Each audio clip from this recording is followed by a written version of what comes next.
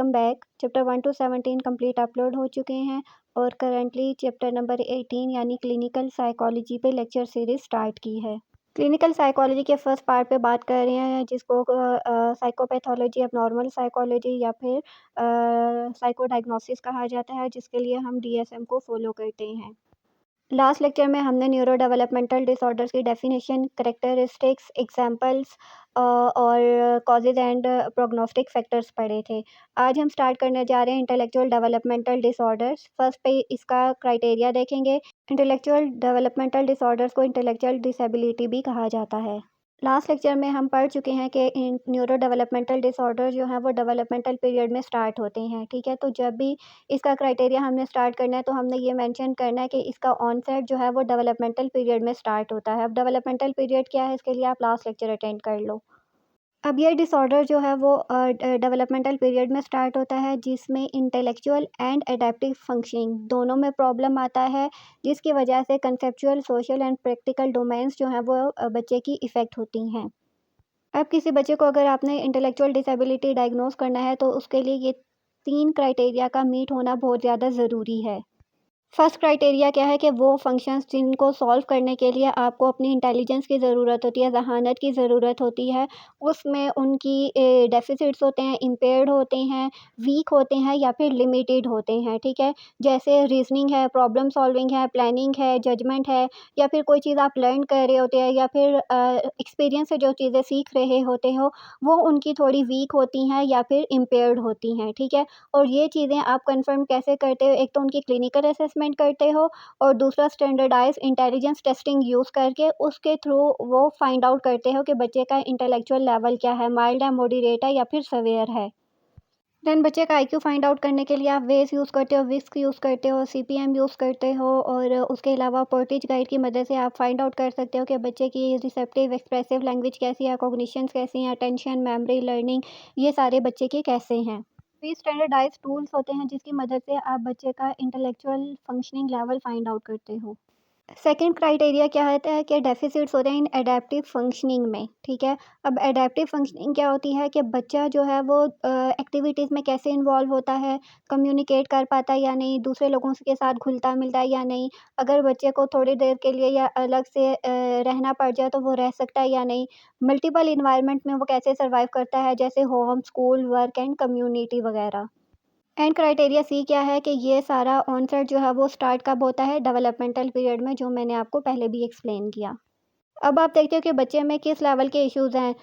अगर mild level के issues होंगे तो उसका कोड साथ में मेंशन है कि F70 होगा, मॉडरेट पे F71, सवेयर F72, प्रोफाउंड पे F73। देन इस टेबल की मदद से हम लोग severity level of intellectual disability find out करते हैं कि बच्चे की conceptual, social and practical domain mild, moderate या फिर सेवेयर लेवल की हैं।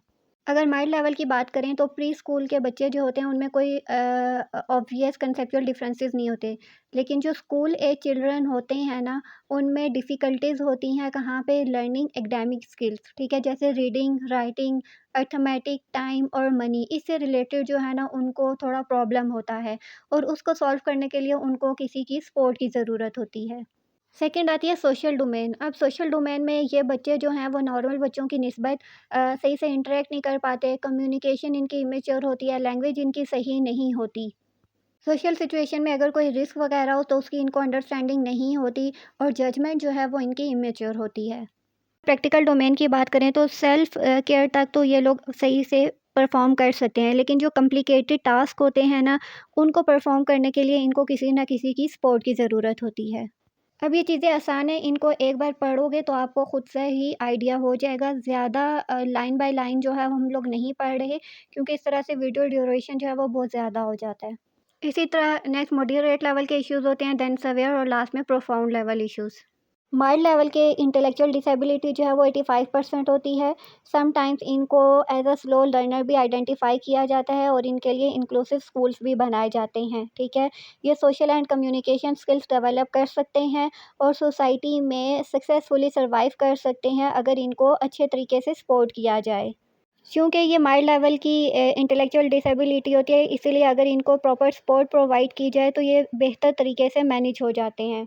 देन मॉडरेट लेवल की इंटेलेक्चुअल डिसेबिलिटी आती है जो कि 10% होती है। प्री स्कूल्स में इनको आइडेंटिफाई किया जाता है और अगर इन बच्चों को वोकेशनल ट्रेनिंग प्रोवाइड की जाए तो ये उससे बहुत अच्छा बेनिफिट हासिल कर सकते हैं और सुपरवाइज्ड या सुपरविजन में अनस्किल्ड और सेमी स्किल्ड वर्क जितना भी होता है वो परफॉर्म कर सकते हैं।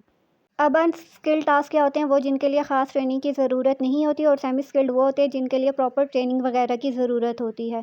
तो अगर कोई इनको सुपरवाइज़ करे तो ये सारे काम परफॉर्म कर सकते हैं। अब 3 टू 4% बच्चे जो हैं उनमें इंटेलेक्चुअल डिसेबिलिटी जो है वो सेवियर लेवल की होती है, ठीक है? और इसकी कोई ऑर्गेनिक कॉज़ हो सकती है। ज़्यादा लंबे अरसे तक सर्वाइव नहीं कर सकते, 30 या 34 तक ही इनका लाइफ स्पैन होता है, ठीक है? और इनको कंप्लीट सुपरविज़न की ज़रूरत होती है, इनकी हाइजीन बहुत ज़्यादा पुअर होती है और डेवलपमेंटल डिले जो हैं वो सेवियर किस्म के होते हैं। लास्ट सेवेरिटी लेवल जो है वो प्रोफाउंड का होता है जो कि 1 से 2% बच्चे होते हैं। इनका जो है वो डेवलपमेंटल डिले बहुत ज़्यादा होता है और इस वजह से इन्फेंसी में ही इनको हम आइडेंटिफ़ाई कर लेते हैं कि इस बच्चे को कोई ना कोई इश्यू है। ठीक है? ये सिर्फ़ रुडिमेंट्री कम्युनिकेशन स्किल्स जो हैं उनको सीख सकते हैं जैसे कोई एक वर्ड सीख लेना और फिर उस वर्ड को बार-बार रिपीट करना और नॉन वर्बल, वर्बल कम्युनिकेशन इनकी इतनी ज़्यादा नहीं होती। ठीक है? और इनको throughout the life proper assistance की ज़रूरत होती है। Examples of support areas and activities teaching and education activities में हम इनको सपोर्ट कर सकते हैं जैसे problem solving technology learning and using academics.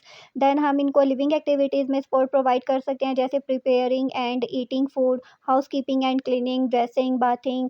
यानी इतना हम उनको सिखा दें कि वो अपने खुद का ख्याल रख सकें और ख़ुद से खा पी सकें। देन कम्युनिटी लिविंग एक्टिविटीज़ जो हैं वो हम इनको सिखा सकते हैं। तो बेसिकली ये जो चाइल्ड ऑटिज़्म सेंटर्स जो होते हैं उनमें इन बच्चों को इसी तरह की एक्टिविटीज़ सिखाई जाती हैं ताकि वो सर्वाइव कर सकें। Common presentation of ID by age यानी न्यूबॉर्न जो होते हैं उनमें क्या हो सकता है, डिस्मॉर्फिक सिंड्रोम्स हो सकता है, माइक्रोसेफेली हो सकता है और मेजर ऑर्गन्स जो होते हैं बॉडी के उनमें कोई ना कोई इम्पेयरमेंट हो सकती है, डिसफंक्शन हो सकते हैं, ठीक है। देन अर्ली इन्फेंसी में इन्वायरमेंट पे इंटरेक्ट नहीं कर सकते, जैसे विजन है, हेयरिंग है, इसमें इनके इश्यूज होते हैं। देन लेटर इन्फेंसी में इनमें ग्रॉस मोटर डिलेज हो सकते हैं। देन टोडलर में लैंग्वेज डिले एंड डिफ़िकल्टीज़ हो सकती हैं। देन प्री स्कूल की अगर बात करें, लैंग्वेज डिफ़िकल्टीज़ हो सकती हैं, बिहेवियरल डिफ़िकल्टीज़ होती हैं, जैसे खेलने वगैरह में इनको इश्यू हो सकता है क्योंकि इनकी फ़ाइन मोटर स्किल्स जो होती हैं वो डिलेज़ होती हैं, ठीक है। फ़ाइन मोटर स्किल्स क्या होती हैं, जिसमें आपके हैंड्स वगैरह का यूज़ होता है, उसको फ़ाइन मोटर स्किल्स कहा जाता है। फिर उसके लिए बच्चों को कलरिंग करना सिखाई जाती है, ड्राइंग सिखाई जाती है और पेपर वगैरह जो है उसकी कटिंग सिखाई जाती है ताकि उनमें हैंड्स का यूज़ हो और उनकी फ़ाइन मोटर स्किल्स जो हैं वो डेवलप हों।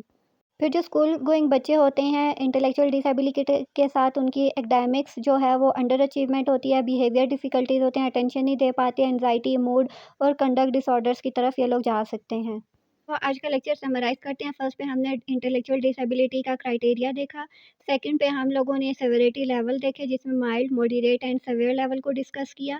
देन हम लोगों ने examples of support areas and activities देखा और लास्ट में हमने बात की कि common presentation of ID by as.